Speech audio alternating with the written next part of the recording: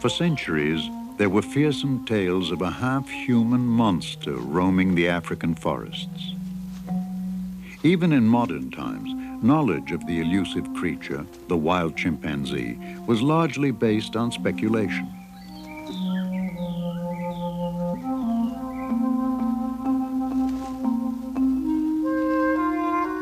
Then, in 1960, a daring young Englishwoman set out to sort fiction from truth.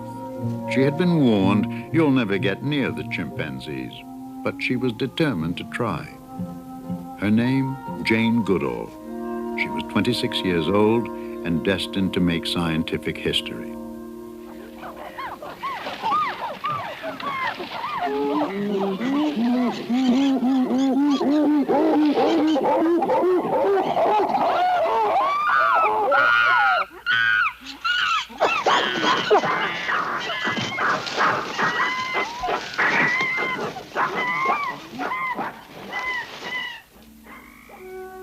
Against odds many thought insurmountable, she gradually earned the chimpanzee's trust. The picture that has emerged is an awesome portrait of the animals most like man. The similarities to humans are startling. The obvious physical resemblance. The discovery that they hunt and eat meat. The even more profound revelation that they are intelligent enough to make and use tools. And in their nonverbal communication, perhaps the most uncanny resemblance of all.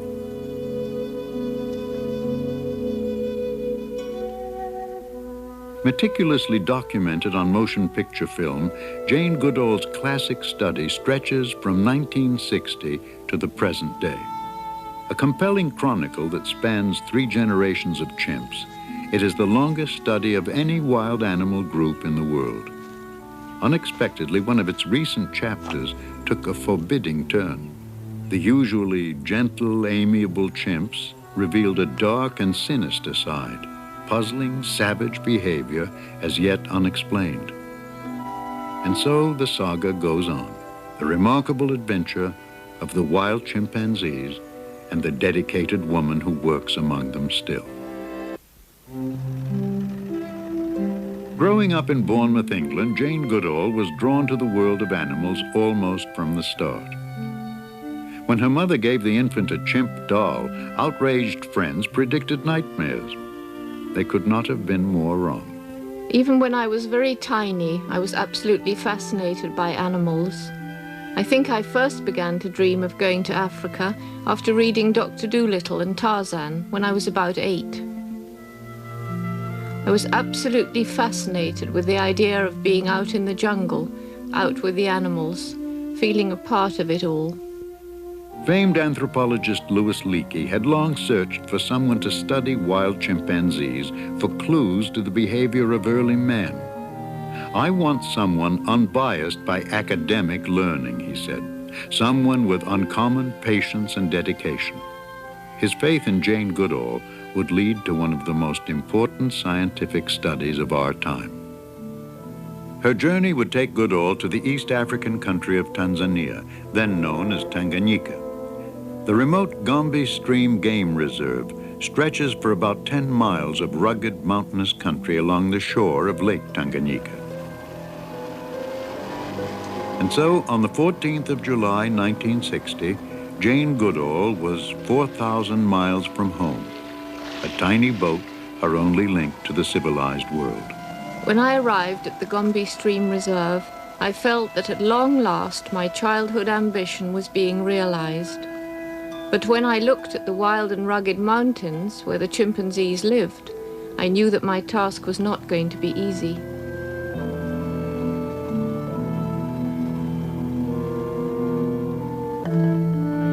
Day-to-day life in this remote wilderness would be difficult at best. The local authorities, horrified at the thought of a young white woman alone in the wild, at first refused Jane permission to come, agreeing only when she said she would bring a companion. Aside from her mother, Van Goodall, and an African cook, Jane would spend the next several months virtually alone.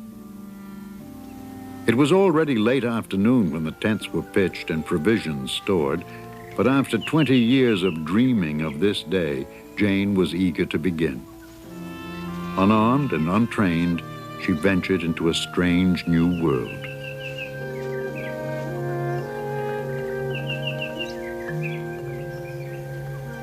For most, this would be a lonely, forbidding realm. But for Jane Goodall, it was where she most wanted to be.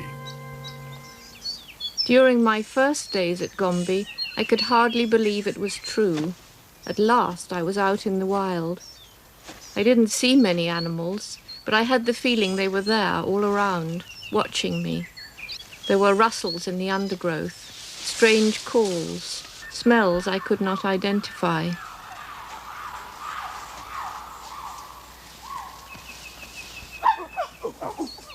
For months, the objects of her search invariably fled at the mere sight of her. Often she couldn't find them at all.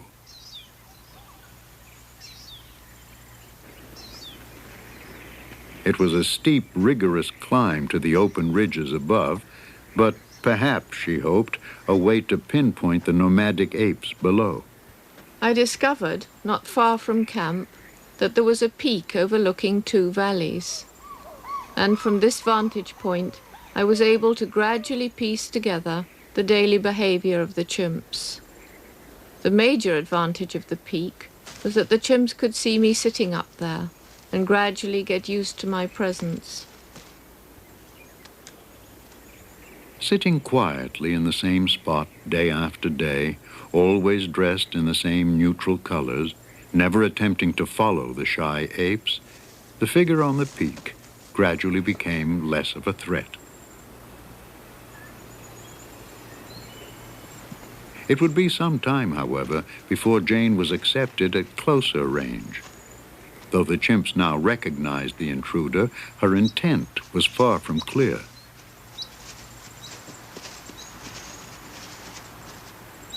Jane had to accept the realization that, for the time being at least, much of her knowledge would be based on indirect evidence, like an abandoned sleeping nest high in the trees.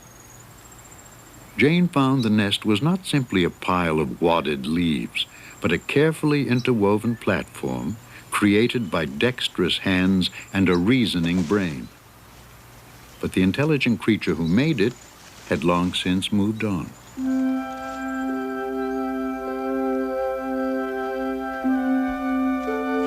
Impatient with her slow progress with the chimps, Jane stretched each day to the final rays of the setting sun. This would be her first meal in 12 hours. It had been another long and frustrating day. As I am not a defeatist, it only made my determination to succeed stronger. I never had any thought of quitting. I should forever have lost all self-respect if I had given up. And so, days that began before dawn reached well past midnight, and for as long as it would take, tomorrow would be the same. Even when there were no chimps to be found, there was always much to be done. Samples of plants the chimps eat would be preserved for later identification.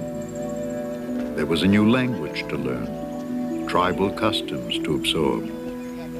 A makeshift clinic helped cement good relations with the local villagers. With camp life settling into a comfortable routine, Gombe increasingly became Jane Goodall's private world. Though her staff was growing, outsiders till now had not been welcome, lest they frighten the chimps. But at Louis Leakey's urging, she agreed that a permanent film record of the chimps be made.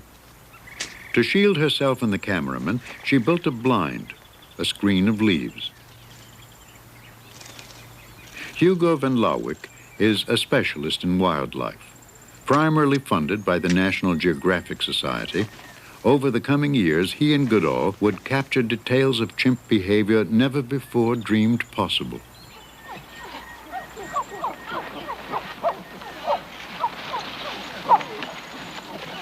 They found that chimpanzees are nomadic, traveling in ever-changing groups in the daily search for food, wanderings that can take them 2 to 6 miles in a single day.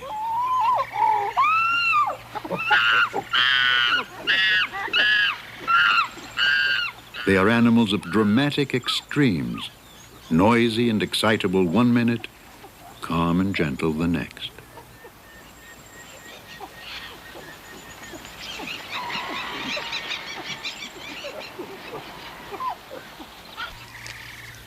To satisfy their hunger on a diet that is largely vegetarian, chimps eat up to 7 hours a day. Much of their diet is fruit, but they also feed on leaves, blossoms, seeds, and stems. After congregating at a food source, several individuals may rest and groom together, then separate once again. The only stable group within the community is a mother and her young. Males take no part in child rearing. Contrary to common belief, chimps do not have fleas. Mutual grooming does remove flakes of dried skin and grass seeds, but physical contact for its own sake seems to be the primary goal. Not much interested in quiet pursuits, youngsters have better things to do.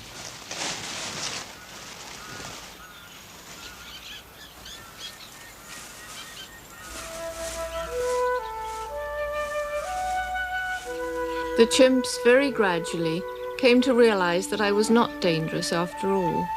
I shall never forget the day, after about 18 months, when, for the first time, a small group allowed me to approach and be near them. Finally, I had been accepted. I think it was one of the proudest and most exciting moments of my whole life. Chimpanzees are as distinct from one another as are human beings, and Jane gave them names as she came to recognize them. Old Flo, with her bulbous nose and ragged ears, is matriarch of the family Jane would come to know best. At 7 weeks, infant Flint is still completely dependent on Flo. Flo's adolescent son Figgin plays with his younger sister Fifi. Even fully mature Fabian often stays with the family. Ever since Flint's birth, his sister Fifi has been fascinated by the baby. Repeatedly, she tries to touch and groom him.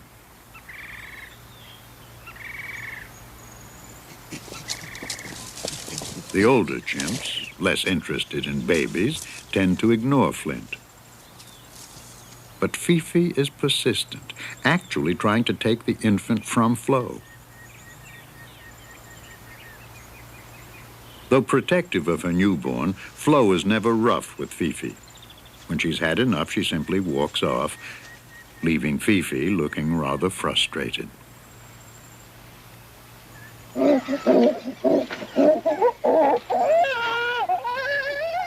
Another group's arrival is signaled by a chorus of hooting calls. Adult males dominate chimp society and are much preoccupied with their position in the hierarchy. In an effort to better his rank, the male puts on an awesome charging display.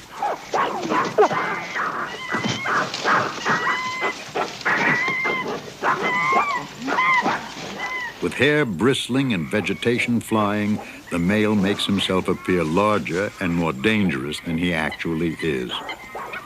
Intended to intimidate rivals, it is usually nothing more than superb bluff.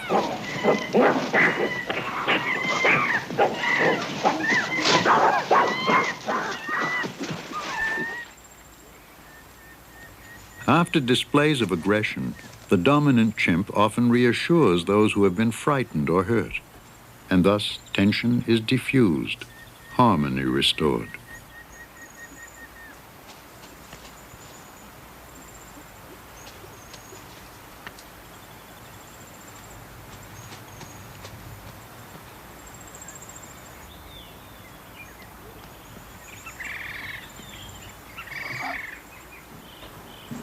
One male rose to the top of the hierarchy by intelligence rather than strength. Mike discovered that rolling empty kerosene cans from Jane's camp made a horrifying noise.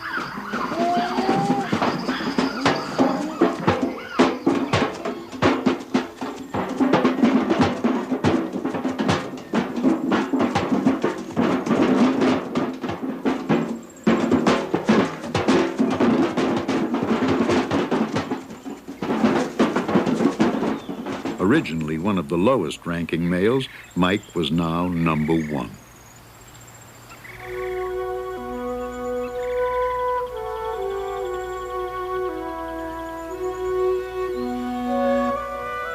Close to where they are feeding when dusk falls, the chimpanzees will build sleeping nests for the night, 30 to 40 feet up in the trees.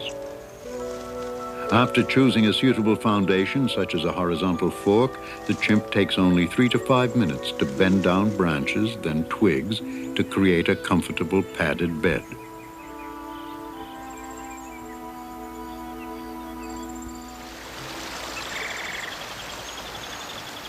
With creature comforts long since forsaken, Jane found increasing pleasures in her wilderness world. But, as she soon discovered, human creature comforts were not without appeal to some. A chimp had wandered into camp and found the supply tent where bananas were stored.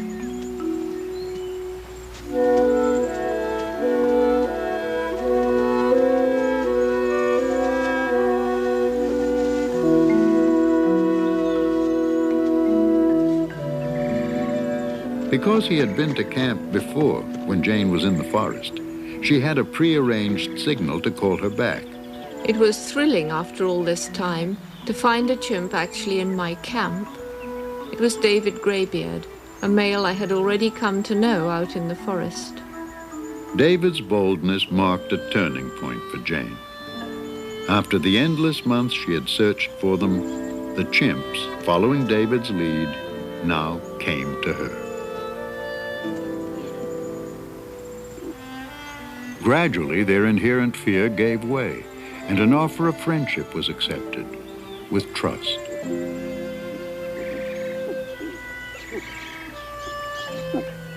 If she could lure the chimps into camp regularly, Jane realized, her observations would be far more consistent than chance encounters in the forest. Bananas were the answer.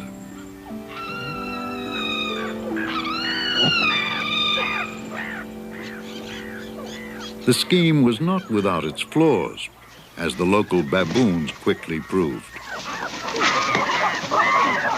David Greybeard repeatedly ran to his friend, the more powerful Goliath, for protection.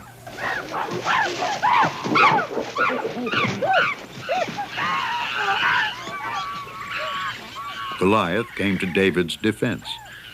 But the baboon knew which chimp was afraid, and it was David he went for.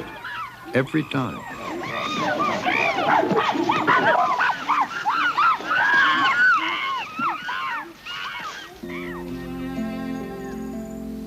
Because of the trust established in camp, tracking the chimps in the forest was now much easier for Jane. She was able to follow and document in detail the development of Flo's infant son, Flint.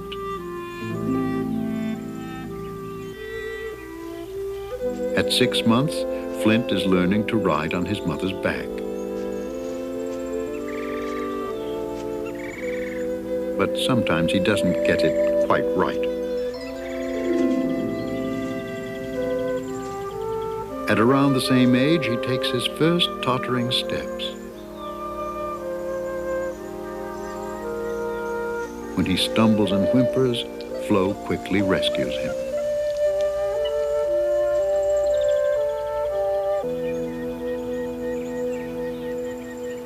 Flo is a particularly affectionate, tolerant, and playful mother.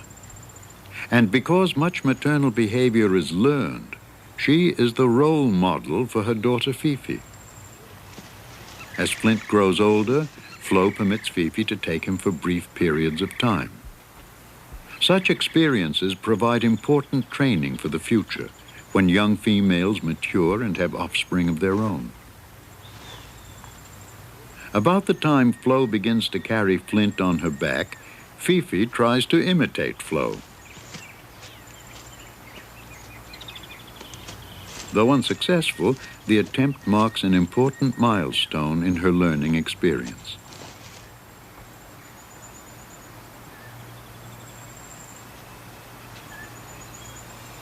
Mandy is a young female who has just had her first baby. Fifi has never seen the baby before and is intrigued. For the moment, at least, this is something more interesting than Flint. As Mandy settles down, Fifi comes for a closer look at this newest member of the community. All youngsters at Gombe are interested in new babies, but Jane had never seen one who showed more fascination than Fifi. A study in concentration.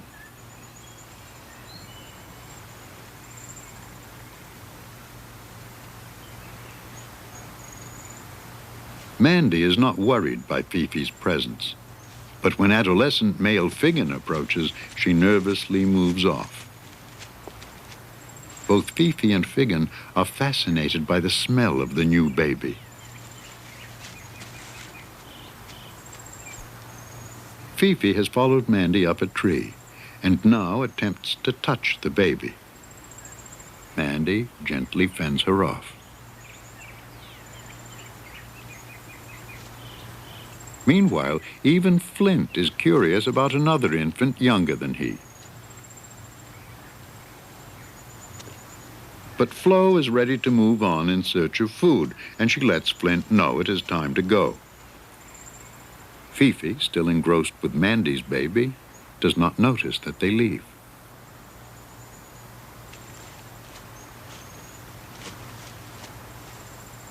When she finally looks for her mother, Flo is out of sight.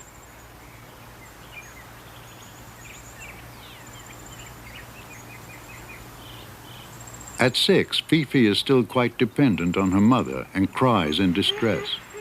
She has no idea in what direction Flo has gone.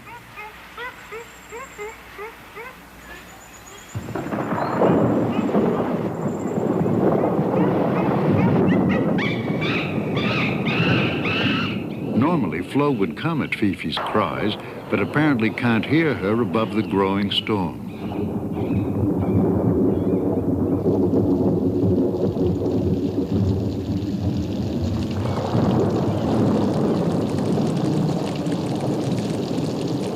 Although chimps seem miserable in the rain, surprisingly, they make little effort to find shelter. Even in a torrential downpour, they just sit and wait it out.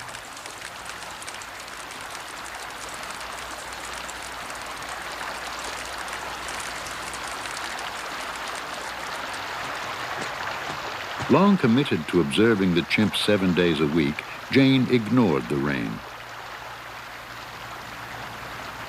Searching for the lost Fifi, she saw something remarkable instead. The male Goliath performing a spectacular display. Enthralled by the magnificent rain dance, Jane would later write, "With a display of strength and vigor such as this, primitive man himself might have challenged the elements." 20 minutes later, the rain dance was over as suddenly as it had begun. Among Goliath's audience, Jane spotted Flo and Flint. From her tall lookout, Fifi saw them too.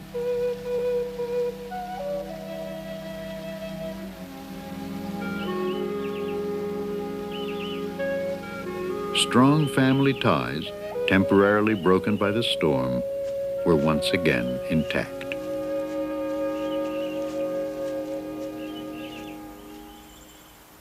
The rainy season brings the flight of fertile winged termites as they leave their nests to establish new colonies. For chimp and baboon alike, they are a tasty delicacy. But baboons can only capture the termites outside the nest as the swarms emerge and fly. When they have gone and worker termites have resealed the nest, the baboons will move on. But the chimps not only know termites are there, hidden below the surface, they have learned how to get at them.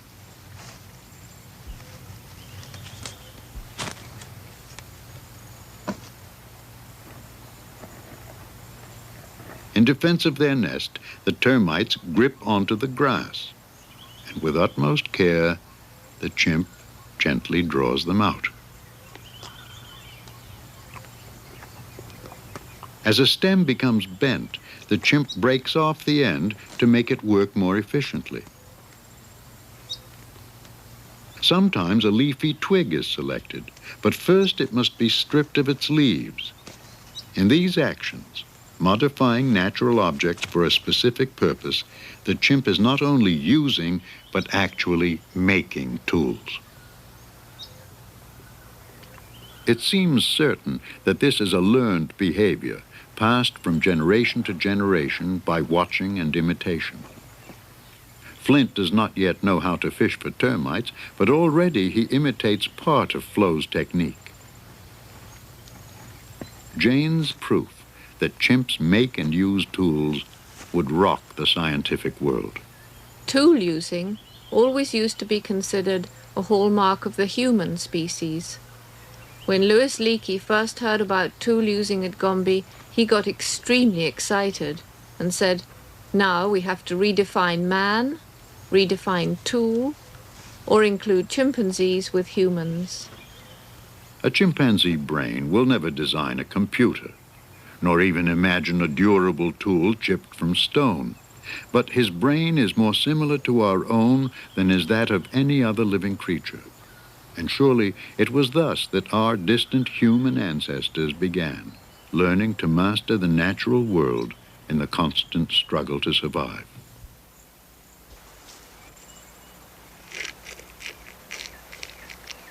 To a thirsty chimp, rainwater trapped in the hollow of a tree is inviting but not easily reached.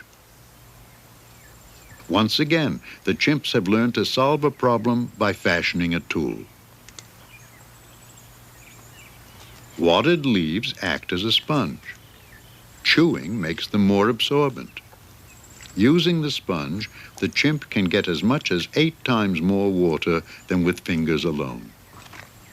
Inherently curious, youngsters like Fifi learn from older chimps, and thus the technique is passed on. Baboons at Gombe outnumber the chimps by about 4 to 1. For the most part, the two species coexist peacefully. But the baboon is a competitor for food, and friction can arise. Because he has the intelligence to use a weapon, yet another type of tool, even a youngster can intimidate a fully grown male.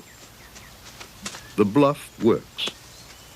But as Jane would find out, sometimes the aggression is very real.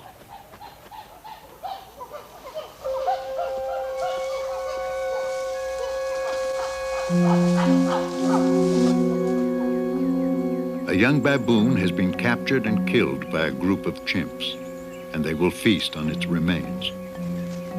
Jane's discovery astounded the scientific world.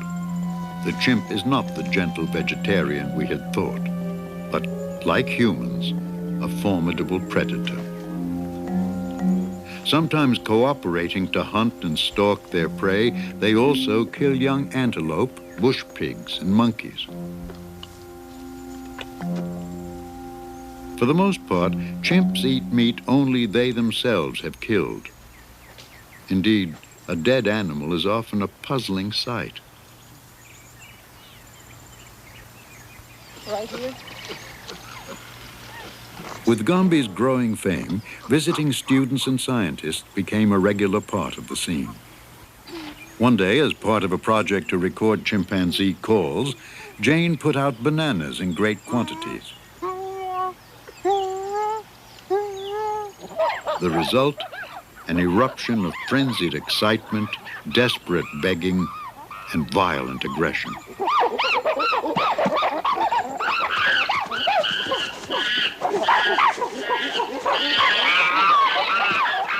Because of the excessive hostilities aroused, Jane disapproved of such human intervention. But the episode was not without value, revealing the intricate patterns of chimpanzee dominance and submission, and the chimp's intense need for reassurance by touch.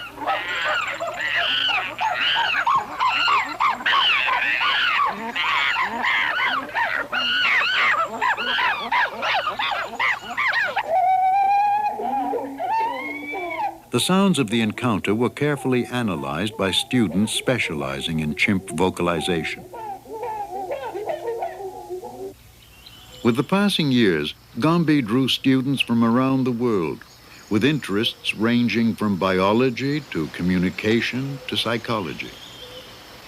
They came because of Jane and the unique opportunities of the living laboratory she created here. To avoid future aggression over bananas, Jane devised a system of rationing by remote control. Now the chimps were fed only if they arrived alone or in small groups, and then just once in 10 days. Apparently not happy with this new state of affairs, the ever-creative chimps made their wishes known.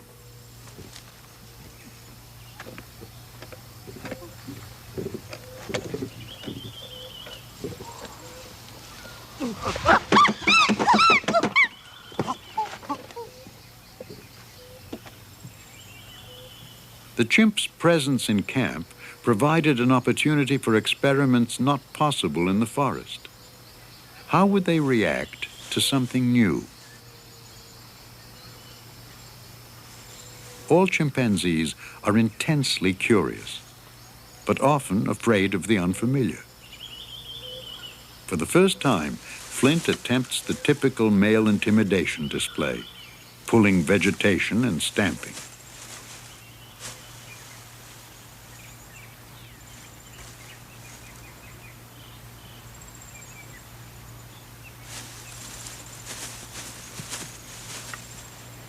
Later, Jane put out a mirror. It was clearly a fascinating mystery.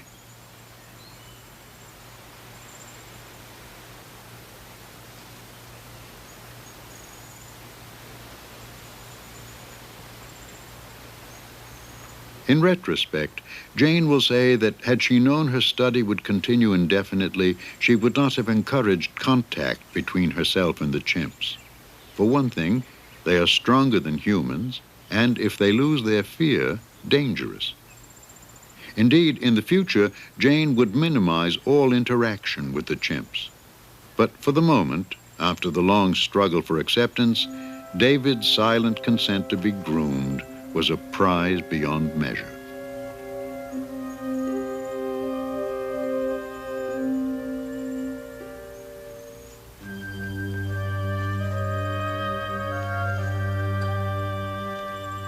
In 1966, tragedy strikes. An epidemic spreads from a nearby village, and Gombe awakes to the devastation of polio. Nothing that has happened at Gombe, before or since, has been as horrible. Nothing. They were among the darkest days of my life, a living nightmare. The worst tragedy was old Mr. McGregor. He lost the use of both his legs, and he could only move by pulling himself along the ground by his arms. The other chimps were frightened by this strangeness and shunned old Gregor. Only his close relative Humphrey stayed nearby.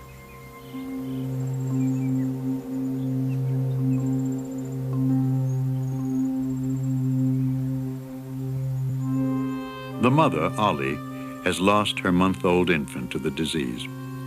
Though she knows he is not alive, she carries his dead body for 3 days.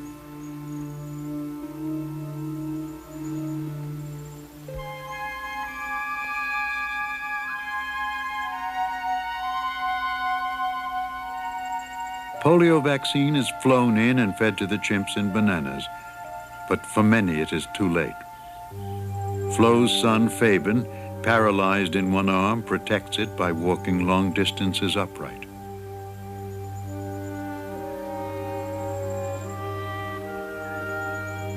To get food, Mr. McGregor had learned to pull himself into trees with the strength of his arms alone. But he dislocates a shoulder while trying to climb and now can no longer move at all.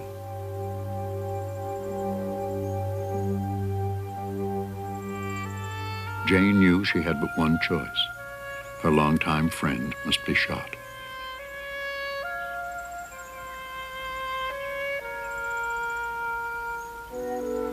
But 1967 would bring joy. Married 3 years, Hugo and Jane now had a son. Little Hugo, nicknamed Grub, would grow up in a world most children never even see.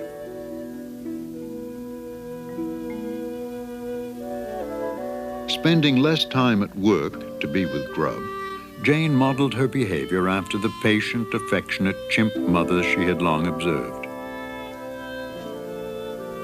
Gombe was the ideal place to raise a child, she said. You could focus on the important things in life: family, unity with all living creatures, being part of the natural world.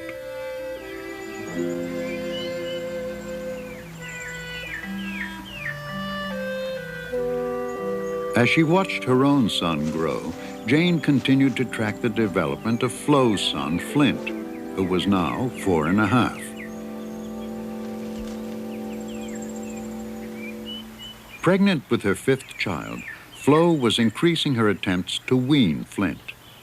Typical of youngsters his age, he resisted, still trying to suckle and demanding to ride on Flo despite his large size.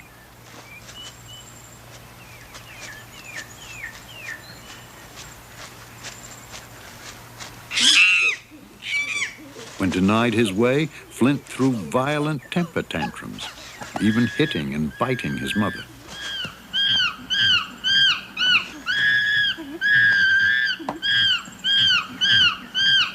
Perhaps because she was too old to cope, Flo often gave in and let Flint have his way. Later, this would have grave consequences.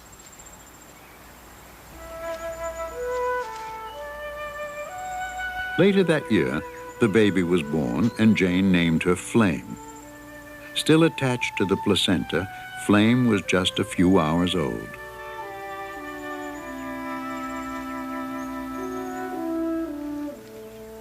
Because females give birth only every 5 to 6 years, a newborn always stirs much curiosity among the youngsters. Jane wondered what the birth would mean to Flint.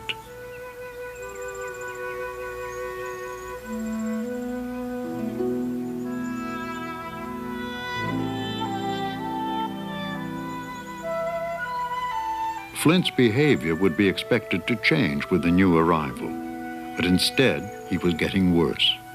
Even after the birth of his sibling, when most youngsters become more independent, Flint continued to pester his mother for attention, and more often than not, Flo gave in to his demands.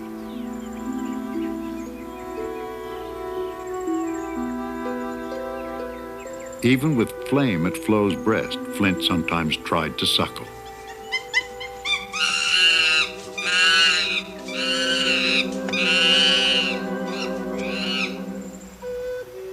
Six months later, while Flo was ill, Flame disappeared, never to be seen again. With no baby to care for now, Flo stopped even trying to encourage Flint's independence. Jane wondered if he would remain an infant forever. Life expectancy of a wild chimpanzee is guessed at 40 to 50 years. Flo, now well past 40, was feeble and worn, spending most of her time resting quietly near Flint. Although I knew that Flo had become very old indeed, it was still a sad day when I found her dead body lying in the stream. For me, it was like losing an old friend. For Flint, it was like losing his whole world.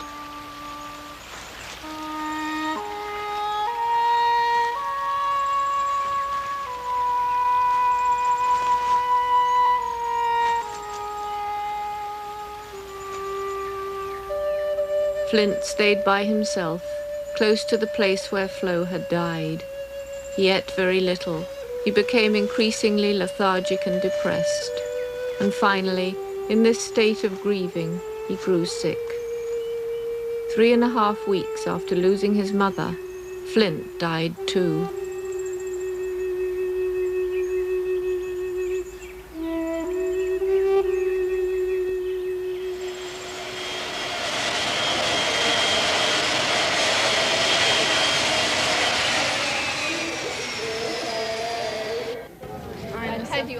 Today, the name Jane Goodall is almost synonymous with animal research. Accomplished author, speaker, and now a PhD, she is sought all over the world. A rarity among scientists, she has become a celebrity in her own right. He wasn't having it at all. He wanted to follow his adolescent brother. Wherever she goes on her annual lecture tours, eager crowds gather to hear the latest chapter in the lives of the chimps. Any particularly new developments, new behavior of chimps? Two quite interesting new developments. One is concerned with territoriality. Though she welcomes the opportunity to share her world, Jane keeps her visits short. Gombe is where she most wants to be. With her on this trip are her mother, returning for a nostalgic visit, and Grub, now 15. Though not even Jane could have predicted her study would last this long, it is 22 years since she first set foot on Gombe shores. In that time, the country has gone from British rule to independence. Gombe, once a game reserve, is now a national park. But friendships that span more than 2 decades remain unchanged.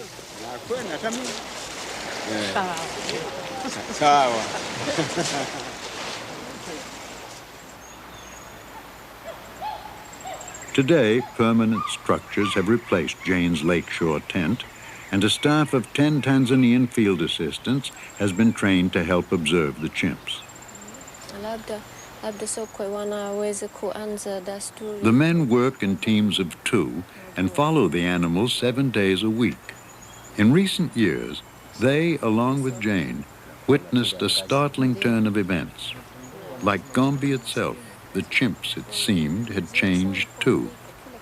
If I'd left, as Louis Leakey predicted, after 10 years, we would have had a very different picture of the chimpanzees to that which we have today. People's idea of the gentle, noble savage would have been exemplified by the way of life of the chimps. I started off studying one community, and in 1972 that community divided into 2. And one part of it moved down into the south of the range that the whole community had shared.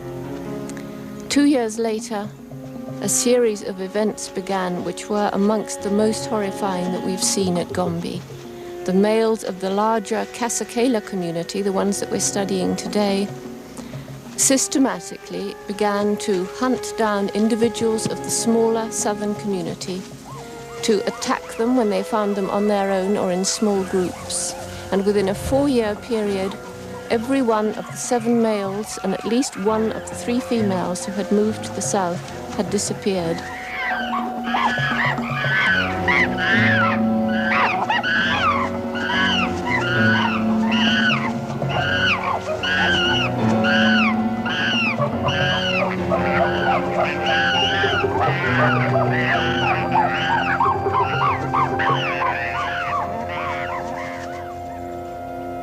The sequence of events that occurred during this warfare were really shocking, because these attacks were not over in 1 minute. They lasted 20 minutes. They were gang attacks where between 3 and 6 adult males together attacked one victim.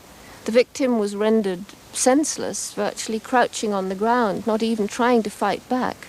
And yet they would pound him, they would drag him, they would bite him, they would smash him. One of them had a broken leg, one of them had a great piece of skin ripped from his thigh.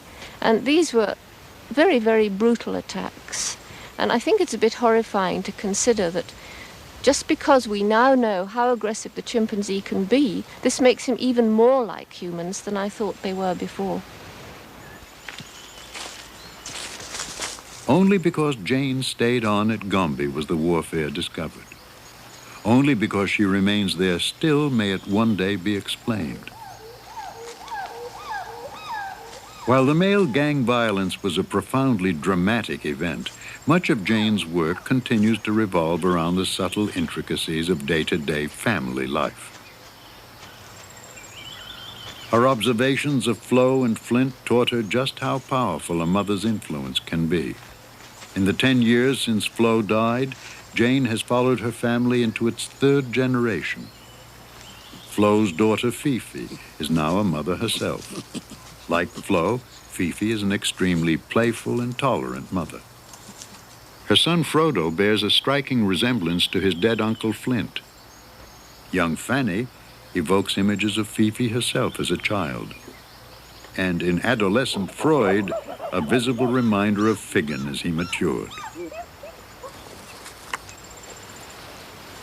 Gremlin now watches Frodo, getting much more active than he used to be. As she watches Getty, the youngest member of the Gombe community, secure in his mother's arms, Jane reflects on 10 other infants who over the course of 4 years met a gruesome fate. There was one extremely horrifying day. I was in Dar es Salaam and we were contacting Gombe by radio, as we used to do every morning. And this strange message came over that the adult female Passion and her adolescent daughter Pom had seized a newborn infant from Gilka. Gilka, one of the polio victims, a chimp I'd known since she was 1 year old. And that this mother, Passion, had killed the baby, and she and her daughter and her son had shared the body between them. And I found this almost impossible to believe, but when I got to Gombe a week later, it was indeed true. And over the next 4 years, Passion and her daughter Pom were known to kill and eat 3 newborn babies. They were watched as they tried but failed to catch 2 more. And we suspect that in that 4 years, in fact, they were responsible for the deaths of 10 newborn babies. Jane had always described Passion as a somewhat unnatural mother, cold and indifferent, indeed often callous to her youngsters. Yet Jane could not possibly have predicted that Passion would become a killer, attacking with aggression so violent that she paid no attention to human observers even when they tried to intervene. Why did they do it? I really have no idea. I suspect that it was an aberrant behavior, shown first by the mother, imitated by the daughter. It was perhaps the hardest thing to understand and to accept that's ever happened at Gombe. And the descriptions of the attacks on these mothers are some of the most moving and horrifying descriptions that have taken place in all the 22 years. For instance, when Passion, together with Pom, 2 strong females, attacked Melissa with her 3-week-old baby, Melissa's daughter Gremlin, much younger than Pom, ran over to the 2 field assistants who were watching this horrifying struggle, stood upright, looked into their eyes, looked back at the scene, and really seemed to be begging for help. But Passion and Pom were stronger than Melissa, and they managed to seize the baby, leaving Melissa terribly badly wounded. The moment they had the baby and had killed it, when Melissa went up to watch as they ate it, Passion reached out, embraced and kissed her, as though, "I have no quarrel with you, I wanted your baby, now I'm content." And as I say, we just do not understand this behavior. Hopefully now the behavior is finished. Passion is dead. Pom has shown no signs of doing this, and indeed on her own isn't capable of attacking another female and stealing her baby. For now, the warfare is over. The cannibalism has ceased. Gombe is quiet again, but for the eternal sounds of the African night.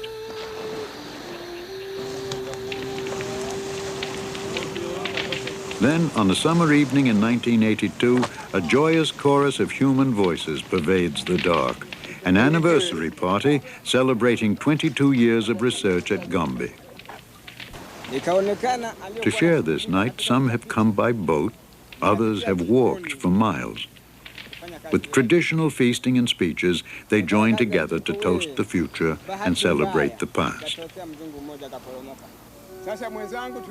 Well, after 22 years, I have many, many fond memories of Gombe.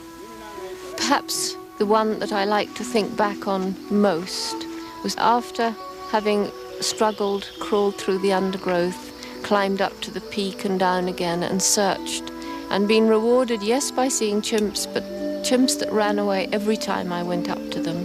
To have a chimpanzee just sit there and watch me and know that I was there and not mind, that was a very, very wonderful moment. It was a tremendous feeling of accomplishment and exhilaration and pride in the fact that I'd been accepted.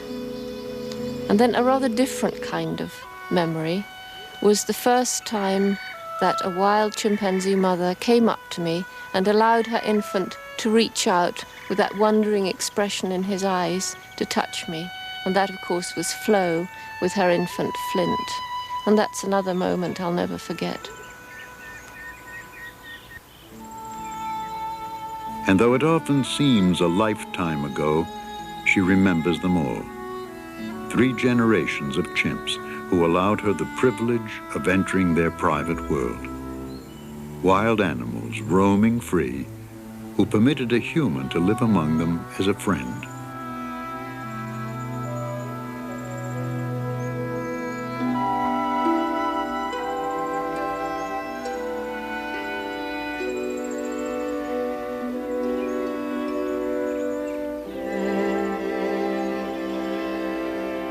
Today, the direction of the study lies uncharted ahead, to be written by the chimps themselves. It is a future Jane Goodall embraces with anticipation and a personal dream. I hope to stay at Gombe for as long as I can struggle around the mountains, and even after that, I would hope that I can train somebody to follow in my footsteps, so that when I'm old and doddering lady, I can still hear about Melissa's grandchildren and Fifi's successes and be happy in my old age. When Louis Leakey told Jane her study might last 10 years, it sounded like a lifetime, and privately she thought 3 years at most. Already into her 3rd decade at Gombe, the pioneer who dared to be accepted by wild animals and won has no intention of leaving now.